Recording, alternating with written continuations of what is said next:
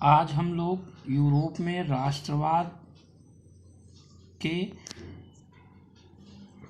भाग 5 पाठ में राष्ट्र की दृश्य कल्पना इसके बारे में पढ़ेंगे। 18वीं और 19वीं सदी के कलाकारों ने एक राष्ट्र को कुछ ऐसे चित्रित किया जैसे वह कोई व्यक्ति हो। कहने का मतलब ये है कि कलाकारों ने राष्ट्र को लोगों को ऐसा दिखाने का प्रयास किया जैसे वह कोई व्यक्ति के समान दिखता हो। जैसे हम लोगों ने फ्रांस की क्रांति या जर्मनी इटली की क्रांति जो पढ़ा उसमें हमने देखा कि उनको मतलब एक चित्र के माध्यम से लोगों को बताने का प्रयास किया गया। उस समय राष्ट्र को नारी वेश में प्रस्तुत किया जाता था, जैसे नारियां प्रमुख होती थीं और उस समय राष्ट्र को नारी के रूप में प्रस्तुत किया जाता था।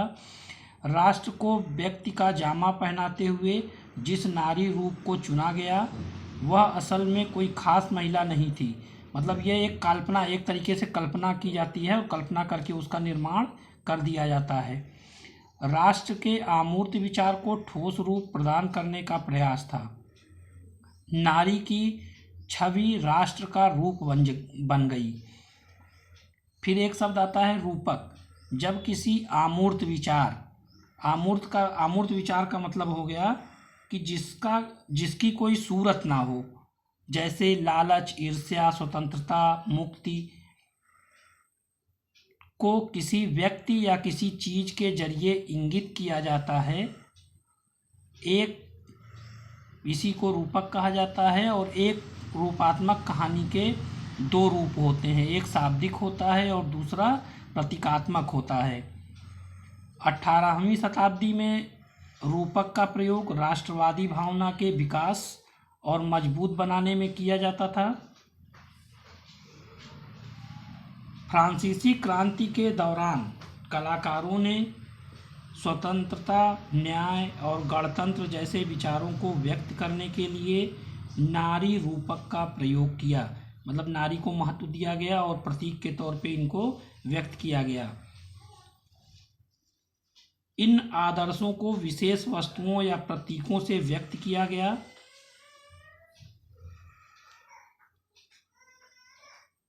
जैसे स्वतंत्रता का प्रतीक लाल टोपी या टूटी जंजीर है। ये हम फ्रांस की क्रांति जब पढ़ रहे थे तो हमने वहाँ पे देखा था कि जंजीर बनी हुई थी और जंजीर जो है टूटी हुई थी। वो किस चीज़ की प्रतीक थी? वो स्वतंत्रता की प्रतीक थी। और इंसान को एक ऐसी महिला के प्रतीकात्मक रूप में व्यक्त किया जाता है जिसकी आंख पर पट्टी बंधी हुई है और वह तराजू लिए हुए है। मतलब इंसाफ जो किया जा रहा है, ये कहा गया कि उसके आंख पे पट्टी बंधा हुआ है और वो तराजू ली हुई है। फ्रांस में उसे लोकप्रिय ईसाई नाम मारियान दिया गया, जिसने जन राष्ट्र के विचार को रेखांकित किया गया। और इसी तरीके से जर्मनी में जो है वो जार्मेनिया नाम की एक महिला थी, उनका चित्र बनाया गया। मतलब ये एक कल्पना थी, लोग अपने से कल्पना करके उसको बना दिए थे।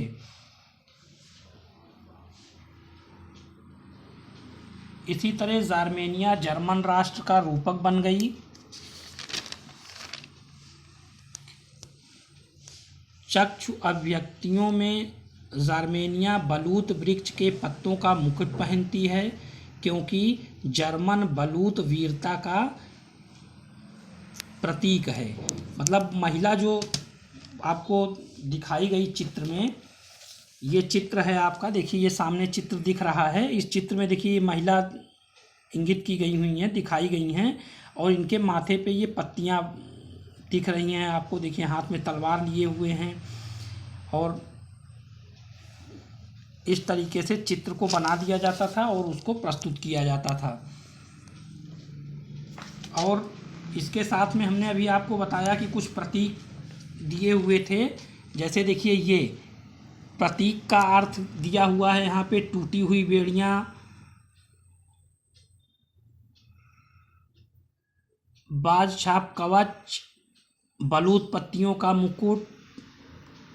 तो ये जो प्रतीक दिए गए हैं ये इन चित्रों से रिलेटेड हैं। किताब में आपको ये सब देखिए, ये चित्र दिख रहे हैं। इस चित्र में देखिए आपको दिखाया गया है, ये तलवार दिखाई गई है, इस पे पत्तियां दिखाई गई हैं, झंडा दिखाया गया है, जंजीर दिखाई गई है, मुकुट दिखाया गया है। तो ये सब उस समय के प्रतीक हैं। यहाँ पे देखिए बॉक्स में आपके दिया गया है कि दिए गए चार्ट की सहायता से बेईत की जर्मेनिया के गुणों को पहचानने और तस्वीर के प्रतीकात्मक अर्थ की व्याख्या करें। 1836 की एक रूपात्मक तस्वीर में वेईत के काइजर के मुकुट को उस जगह चित्रित किया गया जहां पर उन्होंने टूटी हुई बेड़ियां दिखाई हैं। इस बदलाव का महत्व स्पष्ट करें। ये दिया हुआ, तो ये तलवार जो है ये वीरता का प्रतीक है, इस पे ये मुकुट है, ये राजा के उस सर पे लगता था, ये बेड़ियां जो है वो स्वतंत्रता का वो माना गया। फिर इसी तरीके से देखिए ये चित्र आपका बना हुआ है, जार्मेनिया गार्डिया द राइन।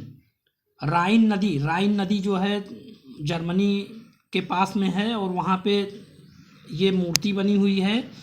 1807 में चित्रकार लॉरेंस क्लासेन को यह चित्र बनाने का काम सौंपा गया और जार्मेनिया की तलवार पर खुदा हुआ है, जर्मन तलवार जर्मन राइन की रक्षा करती है, मतलब जर्मन देश जो है उसकी रक्षा ये करती हैं।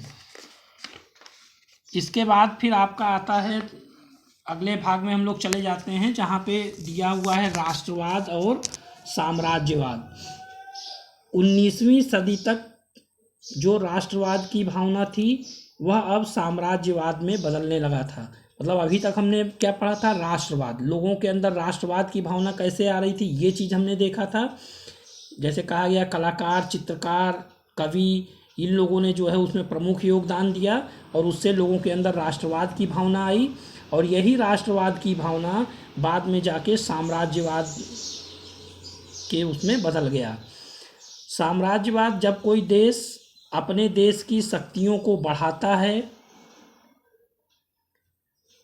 तो सेना और अन्य साधनों का प्रयोग करके उसे साम्राज्यवाद कहते हैं। मतलब इसमें यह बताया जा रहा है कि जब कोई देश अपने देश की शक्ति को बढ़ाता है, कैसे बढ़ाता है, सेना और अन्य साधनों का प्रयोग करके जब बढ़ाता है, अपने साम्राज्य की सीमा को बढ़ाता है तो उसे साम्राज्यवाद कहा जाता है।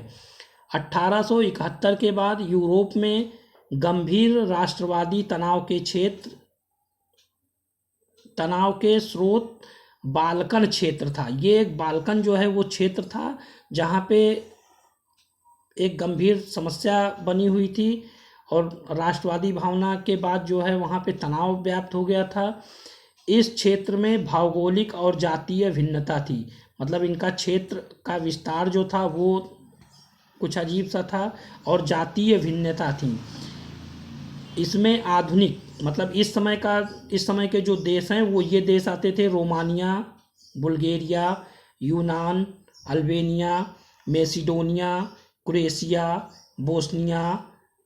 बोस्निया हर्जेगोविना, स्लोवेनिया, सर्बिया और मॉन्टेनेग्रो, ये प्रमुख क्षेत्र हैं जो इसमें शामिल थे। इस क्षेत्र के निवासियों को स्लाव पुकारा जाता था। स्लाव एक तरीके की एक जातियां होती थीं। बाल्कन क्षेत्र में रोमानी राष्ट्रवाद के विचार फैलने और ऑटोमन साम्राज्य के विघटन से स्थिति काफ़ी विस्फोटक हो गई। अब ये ऑटोमन साम्राज्य जो ये बार बार आ रहा है, ये ऑटोमन साम्राज्य आपको जानना जरूरी है कि कहाँ पे है। तुर्की का क्षेत्र जो था उसी को ऑटोमन साम्राज्य कहा जाता था। उस समय जितनी भी बड़ी शक्तियाँ थीं जैसे रूस, ब्रिटेन, जर्मनी, ऑस्ट्रो हंगरी अपनी शक्तियों को बढ़ाना चाहते थे। मतलब ये प्रमुख शक्तिशाली राष्ट्र थे जो अपनी शक्तियों को बढ़ाना चाह रहे थे और ये भौगोलिक स्थिति जो है उसमें वो परिवर्तन करना चाहते थे, या ये छोटे छोटे जो राज्य थे उनको वो अपनी सीमा में मिलाना चाहते थे, अपने साम्राज्य का विस्तार करना चाहते थे और यही हमारा साम्राज्यवाद था। बाल्कन क्षेत्र को अपने अपने क्षेत्र में शामिल करना चाहते थे। अब ये बाल्कन क्षेत्र जो हैं उनको ये अपने क्षेत्र में शामिल करना चाहते थे। इसके लिए अनेक युद्ध हुए जिनके नतीजे कुछ भी नहीं निकले और प्रथम विश्व युद्ध प्रारंभ हो गया। आप सभी लोग जानते हैं प्रथम विश्व युद्ध 1914 में हुआ और 1914 में जो युद्ध हुआ उसमें बहुत लोगों की जानें गईं,